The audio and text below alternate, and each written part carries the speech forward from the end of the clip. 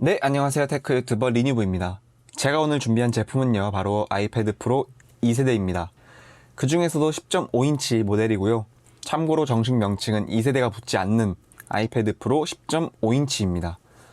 해당 영상은 LG V50S로 촬영하여 제작한 것이고, 먼저 제품을 살펴보기 전에 스펙을 말씀드리자면, 전면에 10.5인치 2224 곱하기 1668의 4대3 비율을 가진 레티나 디스플레이, 칩셋은 A10X 퓨전 칩셋, 램은 4GB, 무게는 477g, 배터리는 8134mAh가 들어있고 딱히 특별한 기능은 들어있지 않습니다.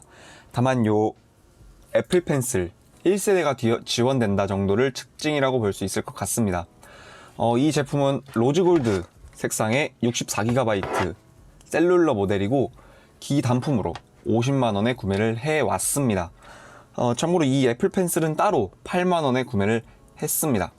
먼저 이 제품으로 말씀을 드리자면 거의 첫 번째 120Hz의 주사율을 가진 모바일 기기라고 생각을 하시면 되는데, 지금까지도 120Hz의 주사율을 가진 기기들이 몇 없고, 특히 태블릿에서는 이 주사율이 아니더라도 아이패드와 경쟁할 만한 기기가 몇 없어서 상당히 만족스럽고, 태블릿 중에서는 지금 현재로서 이 아이패드 프로 2세대를 추천을 드릴 수 있을 것 같다고 말씀을 드리면서 어떤 점에서 추천을 드리는지 한번 알아봅시다. 그럼 리뷰 시작하겠습니다. 먼저 외관을 살펴보자면 전체적으로는 그냥 딱 표준 태블릿의 형태를 가졌다고 볼 수 있을 것 같습니다. 전면에는 요즘 나오는 기기들과는 차이가 있는 넓은 베젤을 가진 디스플레이와 고전적인 에어리어 방식의 지문인식 버튼이 있고, 참고로 이 버튼은 아이폰 7, 8 그리고 SE 2세대에 들어가 있는 탭틱 엔진 홈버튼이 아닌 그냥 물리적인 홈버튼이라는 것은 알아두셔야겠고, 좌측에는 스마트 커넥터라 불리는 스마트 키보드 또는 기타 장치들을 연결할 수 있는 단자가 보이고, 상단에는 두 개의 스피커와 전원키, 그리고 3.5파이 이어폰 단자와 마이크가 있고, 우측에는 볼륨 조절 버튼, 그리고 유심 카드 트레이, 하단에는 두 개의 스피커와 라이트닝 단자가 있습니다. 후면을 보시면 살짝 튀어나온 카메라와 LED 플래시, 애플 로고, 아이패드 로고까지 있습니다. 이 띠는 셀룰러 모델이기 때문에 띠가 있는 것이고, 셀룰러 모델이 아닌 와이파이 모델을 구매하시면 이 띠가 없습니다. 워낙 오래된 애플의 디자인 형태이고, 물론 조금의 변화는 있었지만 2010년에 처음 출시된 아이패드 1의 그 형태를 그대로 가지고 있기 때문에 이쁘지도 못나지도 않은 그런 디자인이라고 할 수 있을 것 같습니다. 넓은 베젤에 대해서 조금 더 이야기를 하자면, 디자인적인 요소로는 물론 베젤리스 디자인이 조금 더 이쁘긴 합니다. 하지만 태블릿이라는 것은 감안하면 개인적으로는 이 정도의 베젤은 있어도 괜찮지 않나 생각을 합니다. 보통 태블릿을 이렇게 잡고 사용을 하기 때문에 베젤리스 디자인이 들어간 모델을 구입을 하면 이렇게 잡았을 때 터치 인식 문제라든가 기타 문제가 있을 수 있기 때문에 딱 잡고 사용하기 좋은 베젤이었습니다. 전면의 디스플레이는 120Hz의 주사율을 가진 레티나 디스플레이입니다. 기본적으로는 IPS의 LCD 패널이라고 생각을 하시면 되는데, 조금 더 밝고 선명한 그런 디스플레이입니다. 워낙에 애플의 디스플레이는 품질이 좋기로 유명하기 때문에 이것 역시 상당한 품질의 디스플레이입니다. 특히 120Hz의 주사율, 이 120Hz의 주사율이 이전에 리뷰했었던 갤럭시 S20의 주사율과는 수치는 같은데 아주 큰 차이가 있습니다. 이 애니메이션들이 상당히 자연스럽고 더 많은 콘텐츠들이 화면에 표시가 되기 때문에 그만큼 더 부드러워 보인다는 느낌이었습니다.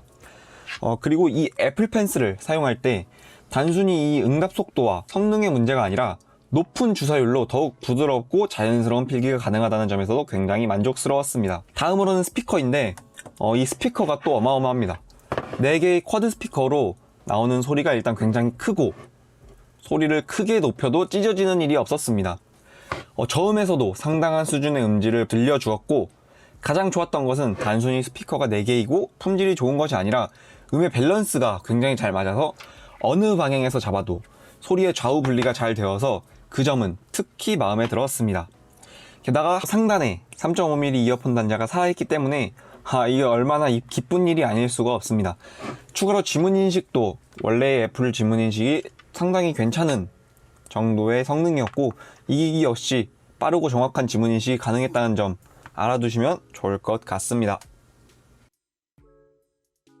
다음으로는 칩셋 성능을 볼 건데, 애플의 A10X 퓨전 칩셋이 들어가 있고 칩셋 성능이 상당했습니다. 120Hz의 주사율과 더불어 무슨 작업을 해도 굉장히 빠르고 부드러운 작업을 할 수 있었습니다. 벤치마크 상으로도 엄청난 점수를 보여주었고, 단순 수치로만 본다면 램 용량의 이유 때문인지 시기상으로 동일한 아이폰 X나 아이폰 8보다는 훨씬 높은 성능이었고, 다음 세대인 아이폰 XS나 XR에 비해서 살짝 부족한 정도의 수치를 보여주었습니다. 전문적인 어떤 프로그램을 돌린다던가 엄청난 그래픽 작업을 하는 게 아니라면 대부분의 게임이나 무거운 작업 모두 불편함 없이 사용이 가능한 수준이었습니다. 다음은 램 성능입니다. 4GB의 램을 탑재하고 있는 이 제품은 램이 부족하다는 것은 느끼기 상당히 어려울 것입니다. 최신 기기들에 비하면 물론 살짝 부족한 정도의 램 용량이긴 하지만 이 정도의 램으로도 iOS를 돌리기에는 차고 넘치는 정도이고, 전문적인 프로그램이나 큰 그래픽 작업을 하는 정도가 아니라면 대부분의 작업을 하기에는 충분한 정도입니다. 멀티태스킹을 한다 해도 전혀 문제 없고, 어플리케이션을 뛰어다녀도 전혀 리프레시 되는 일 없고 스로틀링 걸리는 일 없이 쾌적하게 사용을 할 수 있었습니다. 다음으로 카메라에 대해서 설명을 해드리겠습니다. 태블릿으로 카메라를 자주 사용할 일은 없지만 그만큼 급할 때 쓸 정도로는 충분합니다. 조리개 값도 1.8로 상당히 밝고 OIS가 들어있어 흔들림 없이 촬영이 가능해서 괜찮은 사진을 찍을 수 있었습니다. 광량이 많을 때는 최신 기기들과 비교해도 뒤처지지 않을 정도로 상당히 좋은 수준이고, 광량이 적을 때는 야간 모드나 특별한 기능이 없어 아쉽지만 나름 쓸만한 정도의 사진은 뽑아준다고 말씀을 드릴 수 있는 정도의 카메라였습니다. 마지막으로 배터리에 대해서 말씀을 드리겠습니다. 아이패드의 배터리는 초기 모델부터 상당히 좋은 수준의 배터리 타임을 보여주었습니다. 그런데 이 기기는 뛰어난 수준의 배터리라고 보기는 어려웠습니다. 배터리 자체 용량도 크고 iOS가 배터리 관리도 굉장히 잘하는 그런 시스템인데, 그것들을 감안하면 조금 실망스러운 배터리 타임이었습니다. 시간상으로 6시간 정도의 배터리 타임을 보여주었고, 넷플릭스 드라마 7편 정도, 영화는 5편 정도를 볼 수 있었습니다. 넷플릭스 이야기가 나와서 생각이 났는데, 모든 아이패드가 똑같긴 하지만 이 4:3 비율이 일반적인 스마트폰이나 태블릿과는 달라서 넷플릭스나 유튜브 등을 시청할 때 렛터박스라고 하는 이 검정색 화면이 상당히 많습니다. 다른 웹서핑을 한다던가 할 때는 이 비율이 상당히 괜찮은데, 영상을 볼 때는 이 정도의 화면이 비어버린다는 것 알아두셔야 할 것 같습니다.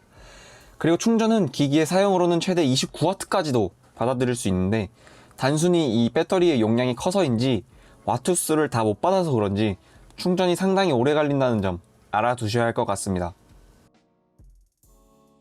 자, 그럼 이제 결론을 내드릴 건데, 태블릿을 고민하고 계시고 가격도 어느 정도는 지불할 수 있다 하시면 이 기기를 무조건적으로 추천을 드립니다.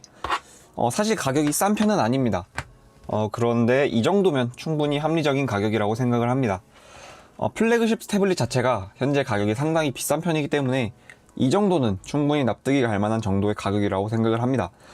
모든 면에서 준수한 성능의 퍼포먼스를 보여주고, 특히 이 120Hz의 주사율은 한번 사용을 하면 다른 기기들이 모두 오징어로 보일 정도라서 굉장히 추천을 많이 드립니다. 태블릿을 구매하는 이유는 여러 가지가 있을 겁니다.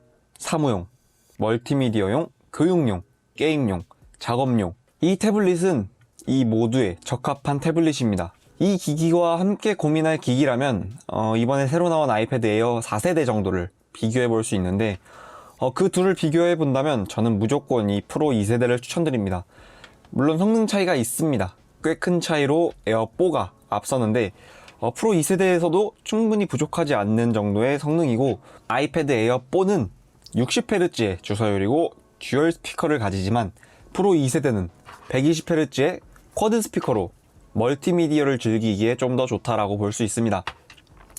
좀 더 전문적인 프로그램을 사용해야 한다거나 굉장히 무거운 작업을 할 것이 아니라면 프로 2세대가 좀 더 좋은 선택이라고 생각을 합니다. 이 기기는 쓸만한 기기가 아니라 좋은 기기입니다. 아까 말했듯이 어떤 용도에서도 충분한 정도의 성능을 지닌 기기입니다. 단순히 집에서 뒹굴거리면서 멀티미디어만 소비할 예정이라면 이 정도까지의 기기는 필요가 없을 것입니다. 다른 좀 더 싼 합리적인 기기를 찾는 것이 좋겠지만 일단 구매를 하시면 후회 없는 선택이 되실 겁니다. 지금까지 테크 유튜버 리뉴브였고, 궁금하신 점 댓글, 리뷰 요청이나 기타 요청사항들도 댓글 남겨주시면 감사하겠습니다. 그럼 빠이!